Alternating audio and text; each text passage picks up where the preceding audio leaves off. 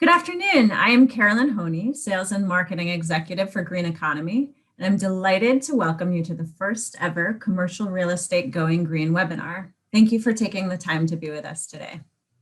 Today, we're kicking off the speaker series with our very own co-hosts, Stephanie Zapalak and Marika Erdely. They're going to take us through the goals and format of CREGG, discuss the business case for going green, and how to get started. We'll also announce the next 5 speakers we have lined up for the first half of the year. Just a few notes on housekeeping. We'll keep the lines muted through the presentation and then open them up for Q&A. You can jump in with questions then or submit them as they come to you via the chat box, and we can address them during the Q&A. This presentation will be recorded, so we can have it available after today. With that, I will pass it over to you, Marika. Thank you, Carolyn. Thank you so much. Good afternoon, everyone. Thank you so much for joining us today. We are very excited about this webinar series we have named CREGG, Commercial Real Estate Going Green. I'm Marika Erdely, founder and CEO of Green Economy, and I am one of your co-hosts for this webinar series. I'm excited to co-host with Stephanie Zapalak of Stewart Title Guarantee Company. Green Economy is an energy consulting and construction company located in Santa Monica, California. Our focus is always the financial benefits of going green. Green Economy services include preparing energy disclosure reports for various state and city governments, performing energy audits, identifying and installing energy efficiency retrofits, since we are California contractors, and we love to verify that the savings are actually happening. We love that data. We also hunt for available incentives to reduce payback periods. What you're going to see today are 4 recent case studies, 2 office and 2 multifamily properties where you can see the available utility incentives, payback periods, and resulting savings. These case studies really support the economics of going green and how these investments in the properties will increase the value of the property and reduce ongoing energy costs. I'm going to pass this on to Stephanie Zapalak, my co-host.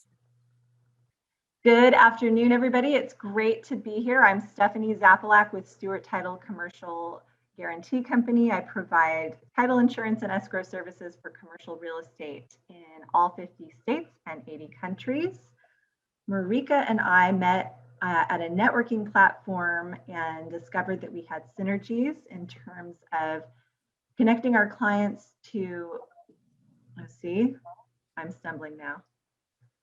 Why did we meet? Okay, can we remember it again? Yeah. Okay. I'm going to now pass this to Stephanie Zapalak, my co-host. Go, Stephanie. Good afternoon, everybody. I'm Stephanie Zapalak. I'm happy to be here at CREGG, Commercial Real Estate Going Green.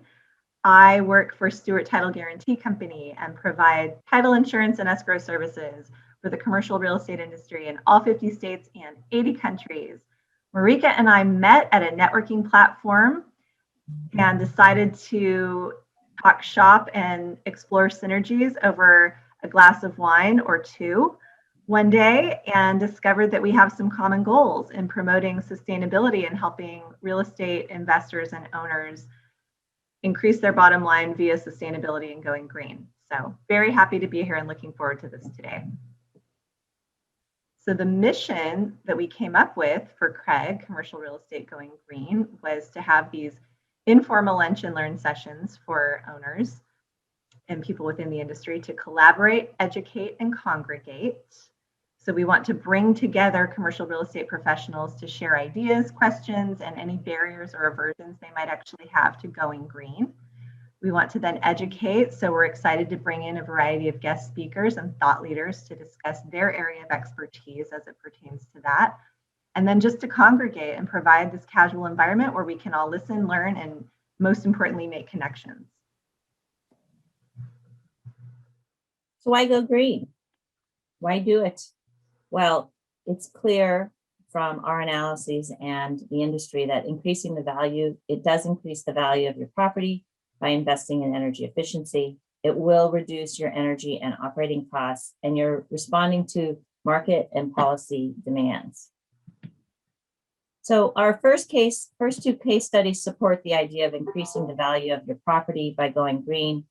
This is a multifamily 78-unit project in Pico Rivera in a DAC community, which is a disadvantaged community.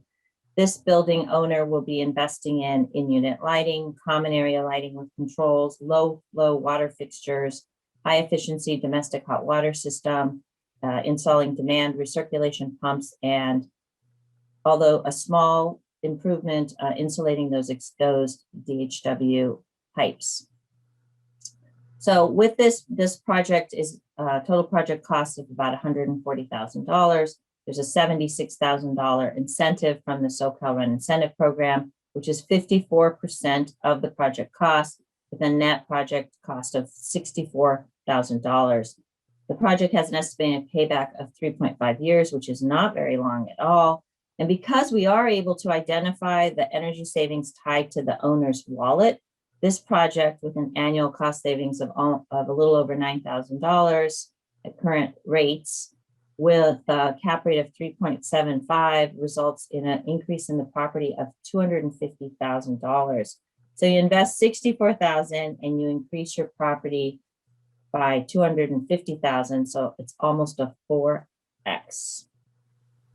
Incredible. So Marika, these measures, these 6 measures I'm looking at, those can apply to any asset class. I know this is a multifamily example, but those can apply to hospitality, pretty much any asset class. Is that correct? Yeah. So any building that has operating hours 24/7, the lighting for sure, it needs to be retrofit. If you have any kind of domestic hot water system in the building, which all kinds of hotels, student housing, lots of buildings, even commercial buildings could have domestic hot water systems to heat the water. It's huge savings. Yeah, all of those could benefit from this kind of these type of retrofits. Fantastic.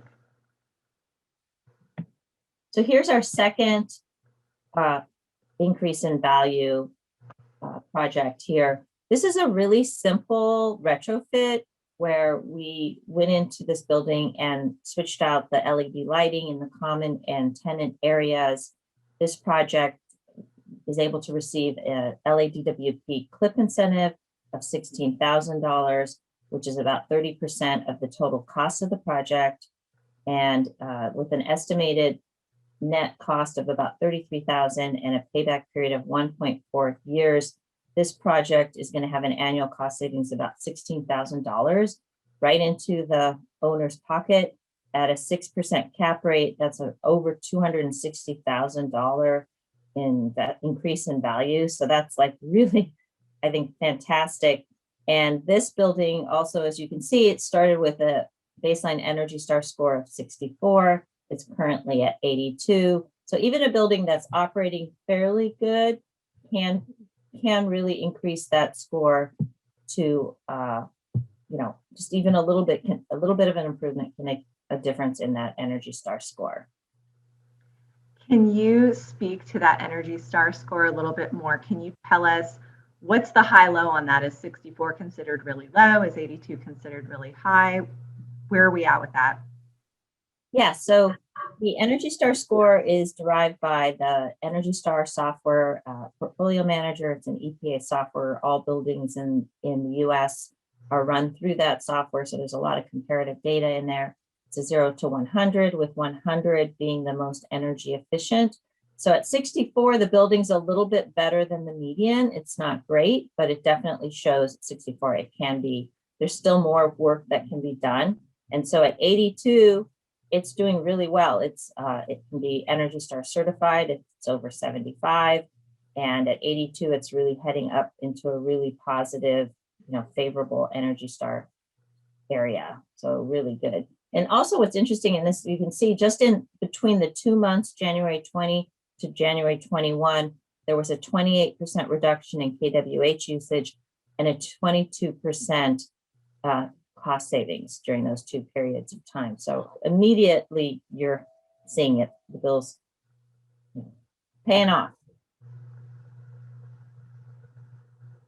So here's an interesting case study where we were hired because this project, even though we were hired by the HOA and it's a relatively new development, They just started occupying it in 2018. However, it was built under the 2013 building code, and that did not require that the buildings have LEDs in the common areas. So even though it was relatively recently built, the developer just put in those fluorescents, and when the HOA took it over, the costs were really, really high, and they hired us, we audited, and we came in and did all these retrofits with LED lighting in all the common area, hallways, interior hallways, lobbies, trash areas, the parking structure. We gained control of their thermostats because they had all kinds of thermostats all over the place running at different times. Also, the pool equipment was, although new, still could use energy efficiency. And this project is receiving a $92,000 incentive, which is about 60% of the project cost. That period is going to be less than 3 years. So you can see, interestingly too, you look at the data that we collected in just the January 19, 20, and 21, there's a 37% reduction in kWh usage from Jan 20 to 21, and a 52% reduction in cost, which is amazing to me that already in 1 month we can see that. And the clubhouse, I thought that was really fascinating. The clubhouse kWh dropped by 59%, and its cost savings dropped by 64%, because one of those things is that we retrofit was the pool lights, and those pool lights are 400 watts. They're running all night. There were 2 of them, and they now can be reduced down to 53 watts. Wow. So while I'm understanding that the SoCal Ren multifamily incentive is for essentially all types of multifamily, these retrofits and these measures as well are applicable to all asset classes. Hotels, in other words, for the pool equipment retrofit would be ideal. Is that correct? Yeah, again, everything here is something that can be, it can be taken advantage of in any type of asset class. Any kind of building can benefit from these. Not all buildings have pools, obviously, but if you do have a pool and you haven't retrofitted, I mean, obviously in 1 month, we're seeing a 60% reduction in energy usage of that pool. I mean, that adds up over time, right? That's really adding up. Yeah, I mean, anything, all lighting that's on 24/7, or even if it's on 12 hours a day, it should be retrofit to LED. And we do that. We're doing all of these, all these projects are identified based on the payback period and whether it makes sense or not. Because if it doesn't make sense, why do it, right? We're not going to do it. We're really driven by those savings. And our final retrofit here is an office building where the owner is 65,000 square feet in Woodland Hills, really hot area. The owner purchased this building and it had a lot of deferred maintenance. So we went in and audited and identified a lot of work that needed to happen. Their HVAC system needed to be upgraded. They had pneumatic thermostats to change those to digital. They added a solar PV system, LED lighting, EV charging station, and Energy 360 monitoring system. They received LADWP CPP incentive of about $80,000, $45,000 solar PV incentive from the federal government, and payback period is less than 5 years. Here, this is a really good example of what happens with the Energy Star score. It started at 26. When we started the project, it's now at 90. So, and we have Energy Star certifying this building. So it's, there's a lot. These are things that can all kind of commercial buildings in the valley, especially, or office buildings built in the 80s, all have these old systems in place. So if you look at the energy savings from 2018 to 19 of 45% kWh savings and 35% cost, I mean, that's big money going into that owner's pocket because they're paying for that, all of that energy, obviously. That's massive. Can you tell us a little bit more about the Energy 360 management system? Yeah, so that's a really great system that we work with Intech Energy, and we installed it in this building to really be able to identify energy waste. So not only are we identifying areas that you can reduce energy, it's like, where are you wasting it? And so we put in circuits on all the main loads in the building, like they have 3 big HVAC units, the lighting, so you can identify energy being used by load. And so this was kind of interesting because you can see that I ran these this morning, that the HVAC system was operating on Monday. On Sunday, number 2 was running. Why was that? I mean, that's something we would investigate as to why it is. Maybe there are people in there operating, but maybe it was just set up wrong. And then you can also track your solar generation. So you can really see how much you're generating versus what you're using. And you could identify in that peak zone, this is LADWP, between 1 and 5 p.m. If you had battery storage, you could bring that in for those peak times. So you could even reduce your usage even further. So it's a great analytical tool to help you guide and reduce waste in a building. So finally, how to go green? Like what do we need to do? What's driving it? And also how to measure it and what's going on with all those utility incentives. Okay, what's going on in California? There is a process of decarbonization, which means the elimination or reduction of gas consuming appliances. And you can see that by 2025, there's going to be a 20% reduction needs to be met. And by 40%, and by 2045, 100% of the existing buildings need to not have gas being consumed. So it's going to be a big change and a lot of effort, not only focused on energy efficiency, but on this decarb concept called decarbonization. So the state is kind of moving us all towards that with, understanding how your building operates by these state and city mandated disclosure laws. The building code is focused on electrification, which is also kind of the whole concept of decarbonization, where you're eliminating gas. Utility incentives help you move that way. The increase in technology for renewable energy and battery storage is going to help support reduction in demand use in peak times when everyone's using the energy. There are green leases that are now developing, which address the mixed incentive between the building owner and the tenant. So when the building owner needs to invest in the building, but the tenant's getting the benefit in their utility bill, how is that addressed? Green loans, and then also healthy building certifications. Really, a lot of companies are really focused on that, on having those kind of labels on their buildings. Can you tell us a little bit more about green loans? Yeah, so green loans we're working on a project right now where the building owner is receiving a better interest rate because they have committed to reducing their energy and water use in the property by 30%. So the lender goes out and does an audit and identifies areas that need to be retrofit or can be retrofit. And it's a refinancing situation, but it helps the increase in value of the property because the investment is going to obviously result in a higher valuation, but also lower operating costs. But then they also get a lower interest rate. So there's even another economic benefit to going green. So finally here, measuring, benchmarking, important. The city of LA has an energy disclosure law for all buildings over 20,000. The state of California, all buildings over 50,000. We prepare these reports and we find that it's really a great way to understand how energy efficient your building is and how it stacks up compared to other similar use buildings in the software. It does do a weather normalization by zip code. It's great because you can look at a baseline. As you can see, there's on the baseline column. You can look at where you are today. It gives you energy metrics. It can tell you your GHG emissions. It can track your water. So it's great data and information to help you measure where your building is and how it's performing. Finally, why are utilities pushing the incentives?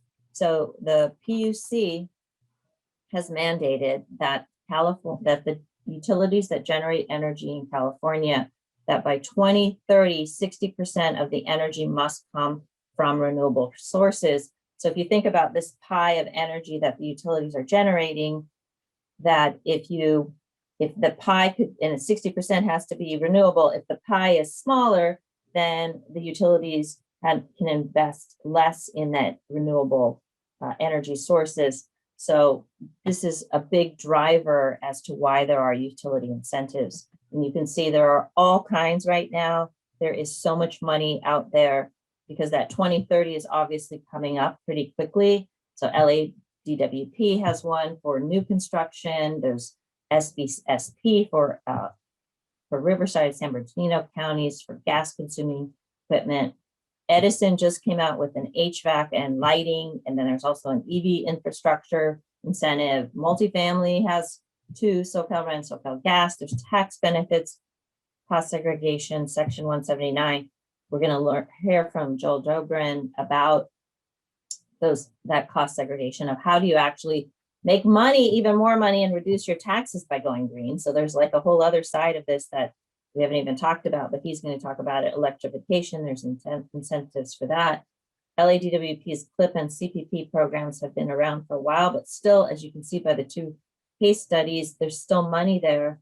PACE financing, so you're actually putting all the retrofits in as an assessment on your property taxes, something also very popular. And the federal tax credit did not go down. It was supposed to be 22% and next year 10. It's now sitting at 26%. So if you're interested in doing solar PV, residential or commercial, now is the time to do it. So there's a lot of money. There's a lot of investment opportunities.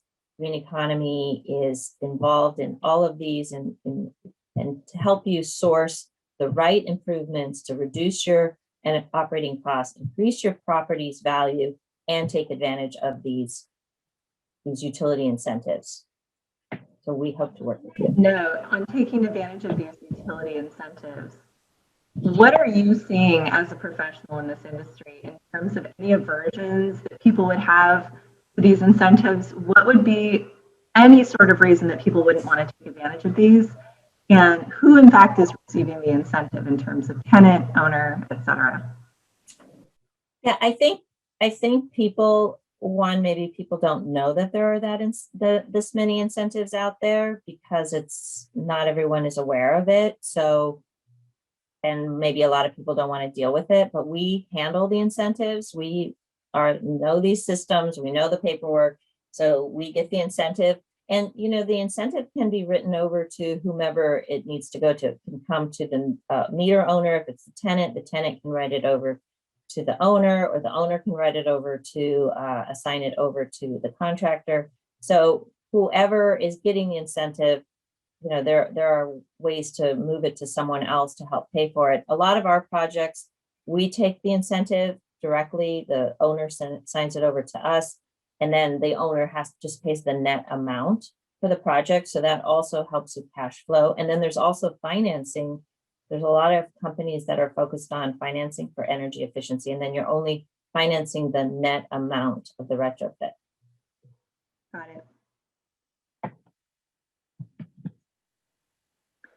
So we are very grateful and glad to have had all of you here today for our very first CREGG Lunch and Learn, Commercial Real Estate Going Green. And as you can see on your screen right now, Marika and I have a great speaker series lined up for 2021 so far. We're going to have all of our meetings the last Wednesday of every month, and you'll receive our invitations about it. March 31st is our next meeting. We have a topic of cost segregation taking place, how to increase your ROI through strategic tax savings. And we're excited to have Joel Dobrin talking about that from Cost Segregation Initiatives. On April 28th, we're going to speak to Healthy Buildings Part 1, which is UVC lighting and COVID mitigation with Brett Usher. May 26th is going to be Part 2 of that, Healthy Buildings Part 2 with Andy Sagar. He's going to discuss GPS technology and COVID mitigation. On June 30th, we're going to have a fun topic of designing green with Nicole Cannon for building for healthy and sustainability. And then on July 28th, we'll do a case study with Suzanne Mellon of HVS, savings and green design in hospitality, because this can be huge for hotels. Such great topics, right? Just such great topics of helping people understand what's going on. Such great topics. And if anybody on this call or anybody you're going to invite to the next series has any questions, personally or professionally, as to how to move forward with this, contact Marika. Green Economy can set all of this up for you, handle all of your questions and inquiries. I highly encourage you to get in touch with her.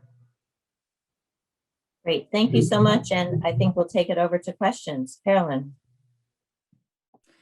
Yeah, thank you, you guys. There is a ton to unpack here. So it's terrific. I want to open up the floor to anyone who has specific questions. We also have a lot that were submitted prior. But I want to make sure anyone who's on the call, you get a chance to ask your question. And if you have to drop off, please feel free. Yeah, if you do have a question, go ahead and either raise your hand literally, or you can raise it in the participant option where it gives you the emojis. Or I'm sorry, it's the reactions down at the bottom. You can just raise your hand.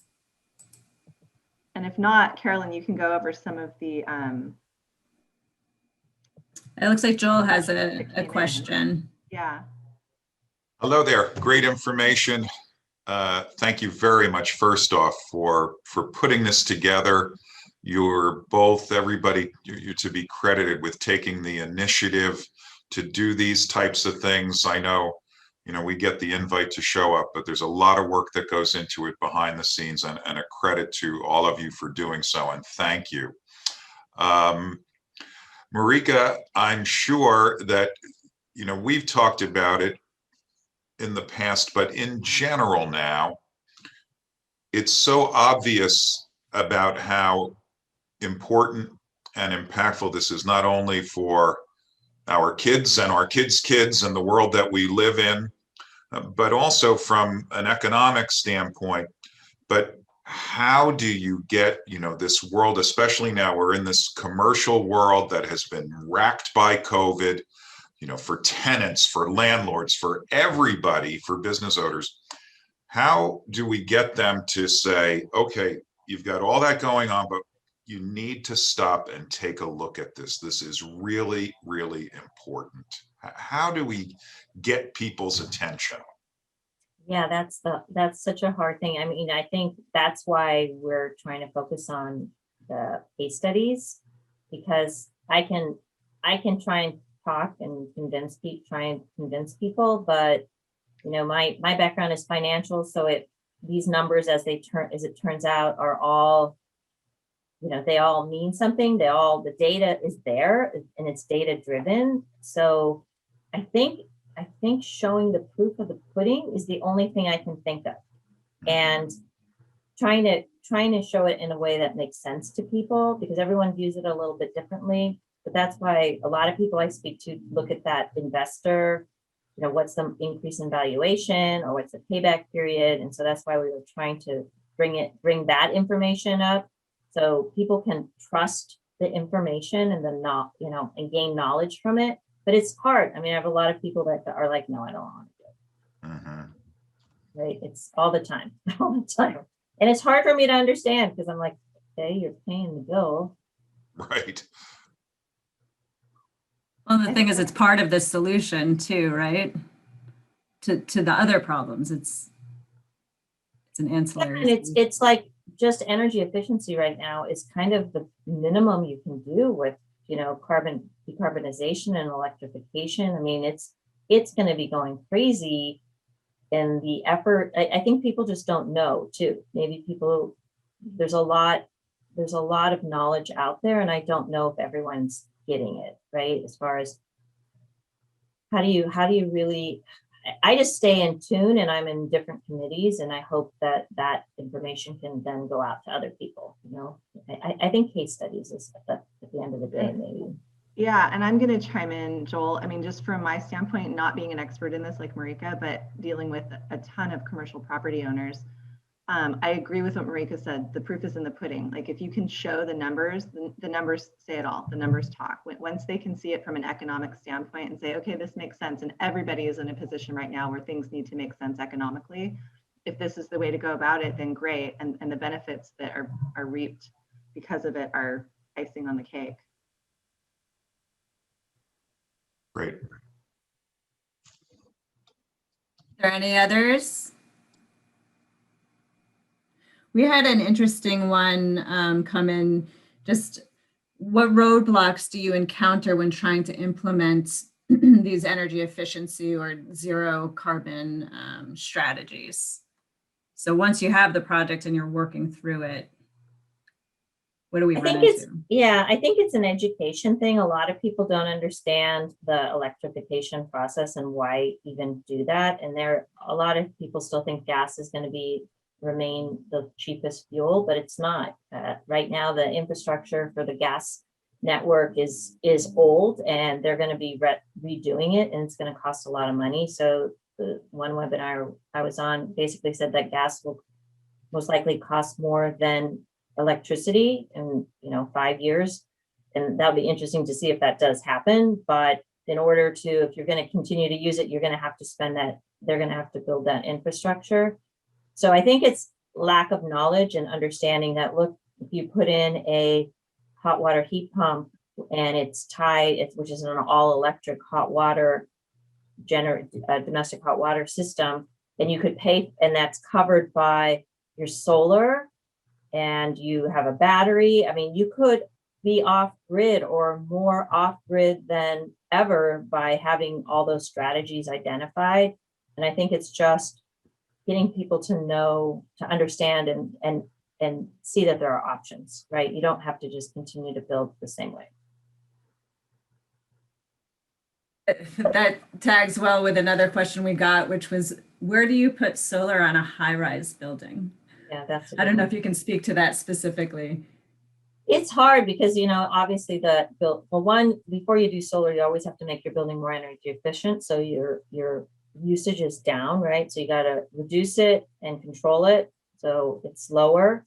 And then to put the solar on, and you saw in that example with the Energy 360, it's not a high rise, it's only a 4-story building, but it's not covering the energy that's being consumed. You have to bring in more battery. Battery is going to be the key to this, of really being able to store it, more battery coming in, helping you in demand response, which is the hottest time of the day and when you're getting charged the most, pulling that in. There's AI technology now that will learn when you have the highest demand, and the battery will turn on and you'll go off the grid. So I think the technology is also going to be a huge driver for this, right? How do you, if you plan it well, that change in technology and improvement is going to help you. Plus there's a company building glass that generates solar. So it's solar glass, right? It actually generates energy. So that's one way, right? You're building, getting all of these innovations, these innovations out to market. Yeah, and I think that's the coolest thing, right? Yeah. All these smart people. Absolutely. Good. Let's see. I don't see any more questions. One question that we also had was, how can the industry, so manufacturers, city codes, best support you to move forward with zero or low embodied carbon strategies? I think getting more products out there, right? Getting the funding and putting energy into that. And hopefully a lot of the really wealthy VC companies will focus on that. I mean, I think that is an area right now, even in the stock market, sustainable investments, ESG, companies are really having to measure and report on that. And I think the more public companies that have to do that, then the more awareness happens, and then maybe more products and more materials are being built. So it's I think it's driven by market demand, because people want to know who's spending a lot of money, who has efficient buildings, what's really going on. There's a whole driver in that's happening in the stock market. So I think we have some clients that are public companies, and they're needing to report their GHG emissions now. So I think that's going to drive it, because they want to have lower emissions. They want their stock to be a higher value, but you're going to need the products and the materials. So hopefully all these ingenious people come up with them, and people invest in those companies so they can reach the marketplace. Another question that came in, I don't know if you can speak to this, but they were curious about examples that we can get from different government initiatives and government buildings that have already implemented some of these strategies. Yeah, I think one of the things that's interesting is that county buildings now, and I think federal buildings need to all be Energy Star certified. So if the federal government's pushing that envelope, then hopefully other people will also, and the people that own those buildings that the federal government may just be a tenant in, they're gonna force it. And also I think they need it to be LEED certified. And LEED certified is amazing because it's very sustainable in a lot of ways, but a lot of times if you look at a LEED certified building, it still may have fluorescent lighting, still could use retrofits to use less energy. It's just sustainable in different ways maybe, and in the not just energy related area. So I think the driver of the federal government and the state governments, even though a lot of people find that annoying that we have all that focus, but it's almost like people need that effort and push. Sometimes the stick is better than the carrot, so people will actually take the time to make their buildings more sustainable, either by certifications or use, or to get that tenant, right? That county tenant that's in there for 15 years, you don't have to worry about them. But if it has to be Energy Star certified or something, then that's going to be a driver as well. Yeah, exactly. Leading by example. Yes. Excellent. Well, if there aren't any other questions or additions to this awesome conversation, I have a question to the audience. We're building the speaker series. So what are some topics that you would like to see? Maybe we could go back to the calendar slide, Marika, just so people see again what we have lined up and what you feel like would be really helpful. Yeah, if there are any topics that you guys would want us to have a thought leader or a speaker on, chime in. Joe? Yeah, thank you. I was just excited to see Brett Usher from Walters Wholesale on here. I work in the same space, and so I plan on reaching out to him to see if there might be some synergies between his firm and my firm, UV Resources. But as I was jotting down notes, as someone who's new to this space, and I'm writing down all of this great stuff, I want to thank you all.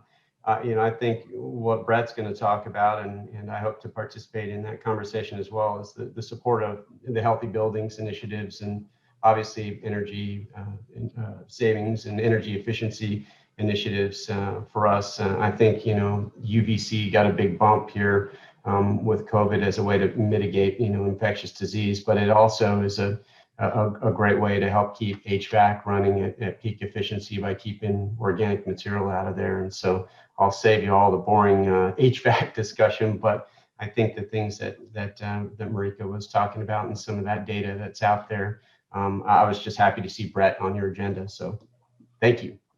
Yeah, Brett's amazing. He's great, very knowledgeable. Yeah, that's the HVAC piece of that UVC is going to be on May 26th, Joe. So you should probably tie into that because that probably ties exactly with what you're talking about. MCOR's a mechanical contractor. Yeah, so there's two types of UVC focus in buildings. It's lighting, and then also the HVAC part that Joe was talking about is how do you get that air that's filtering through the system as clean as possible so the virus isn't just, flowing all through that building. That's a pretty important piece.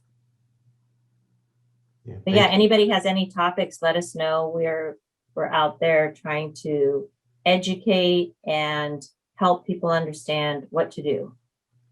Oh, I have a question here about EV stations. Santiago, you're welcome to chime in and ask that question if you want. I don't want to put you on the spot.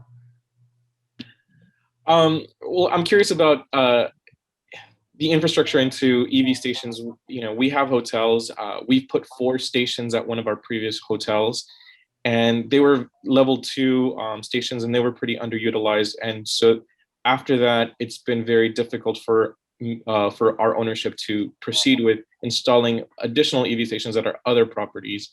And so I don't know if you have any case studies on your end where you've done in the LA area, if they've been successful with EV stations or not, since we want to push for our Pasadena property to get EV stations, since it seems pretty popular in this market in comparison to our other locations where they failed.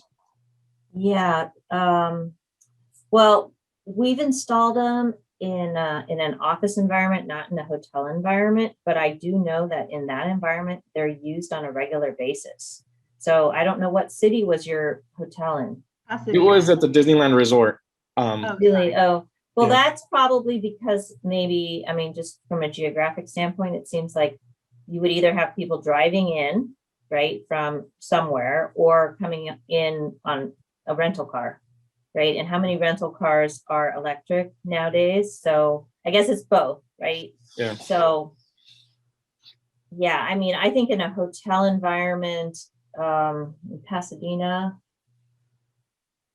yeah, I mean, the future, the reason why you would want to do it now, I'll tell you, is because of that. I don't know if that Pasadena, is that city of Pasadena or is that Edison territory? Edison territory. Okay, perfect. So, because that is the most expensive part that I was describing, from the meter, bringing that energy to the location of where, like in the one building we did, the electrical room was in the corner of the building, and we had to go up, and it was underground, so we had to go pipe it up and into the upper parking lot, and then also pipe it down a couple spaces over, so there could be spaces for the tenants and then also the guests who were visiting the building. And that was expensive. I mean, that, and if Edison is paying for that piece, and all you have to pay for then is the installation of the actual unit and purchase the unit and decide how you want to manage it, right? I don't know what program you had or what kind of units you had as well. At the Disneyland Hotel, do you know the brand you installed? We were using a Canadian brand called Sunrun, I believe. Yeah, so part of it is having one that people know, as I have an EV and I've had one for several years, is I would come up to that and it would tell me I'd have to sign up for their app. Okay. I'd be like, oh, okay, you know. So if you get something like a charge point, which is the one we install, and there are, and that's like the number one, and most people have that. You have a fob, you have a, you know, it's an app, it's, you're charging at home, you already have it on you. So I think having something that's more popular, because we actually started on one project with something else too, and then we had to actually pull them out, put new ones in, and they were the charge point, because that's what people like. So I think part of your problem was maybe the people coming in didn't necessarily have EVs, and two, you had an EV that wasn't actually a popular use. And so it was not a deterrent from somebody using it. So if you want to talk further, I mean, we can get you a quote, no obligation, Pasadena, if you're interested. I think that might have been your problem, but I do know that the EVs are going to be a huge part of the market, right? There's going to be so many cars. So if you could do it and set it up before with that incentive, then at least you're defraying that cost. So maybe it's not used as much this next year, but it will be in 2 years. But you haven't spent, you know, $40,000 in infrastructure that you don't need to spend. Yeah. Okay. Sure, yeah, I'm sure Marika's happy to get on a call with you and Frank Santiago just to go over it if you want. All right. Yeah, I think that'll work. I'll add it to my notes and then talk to Frank about it.